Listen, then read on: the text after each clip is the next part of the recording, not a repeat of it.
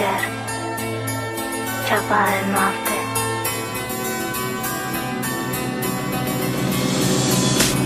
Ești ca un înger ce apare în noapte. Ești ca un înger ce apare în noapte. Ești ca un înger, ești ca un înger, Iubirea este un sentiment profund care îmi face în gândul tău adânc să mă scufund, să simt inima cum bate. Mă săruți în mii și mii de șapte, cu glas tremurând îți spun că te doresc. Cu ochii plini de lacrimi îmi spui că mă iubești. Da, ești numai a mea, ascultă-ți iubito inima. Nu am iubit toată viața, nu sunt fericit.